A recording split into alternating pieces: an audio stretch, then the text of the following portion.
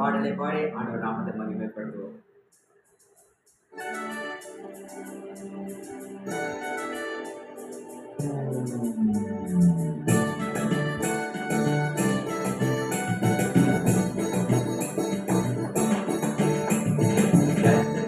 பொது நாமத்தால் அழைக்கப்படுவார், கர்த்தர் புது நாமத்தால் மகிமைப்படுவார்.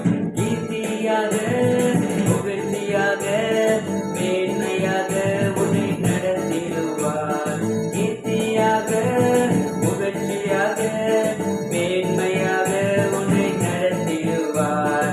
கீர்த்தியாக புகழ்ச்சியாக மேன்மையாக உன்னை நடத்திடுவார். கர்த்தர் புது நாமத்தால் அழைக்கப்படுவார், கர்த்தர் புது நாமத்தால் அழைக்கப்படுவார்.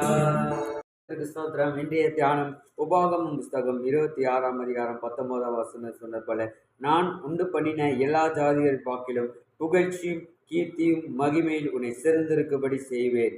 இந்த வார்த்தை கேட்டுக்கிட்டு இந்த காலவேளை கர்த்தர் உங்களை பார்த்து சொல்றார், உங்களை அநேக சூழ்நிலைகளும் கீர்த்தியாகவும் புகழ்ச்சியாகவும் இந்த மாதத்துல இந்த புதிய ஆண்டுல கர்த்தர் உங்களை செய்ய போறார். ஜெபப்போமா. அன்புள்ள தகப்பனே, ஆசீர்வதிக்கப்பட்ட இந்த நல்ல நாளுக்கா நன்றியப்பா. சொல்லப்பட்ட இந்த வார்த்தையின் படியப்பா, இந்த வருகிற புதிய ஆண்டுல ஒவ்வொருடைய பிள்ளைகளுடைய வாழ்க்கையில கீர்த்தியும் புகழ்ச்சியும் தேவன் ஒவ்வொரு காரியங்களை சிறந்திருக்கும்படி கர்த்தர் செய்ய போறீங்க. பெரிய காரியங்களை செய்யுங்க. இயேசுவின் நாமத்தில் பிதாவே, ஆமென். God bless you.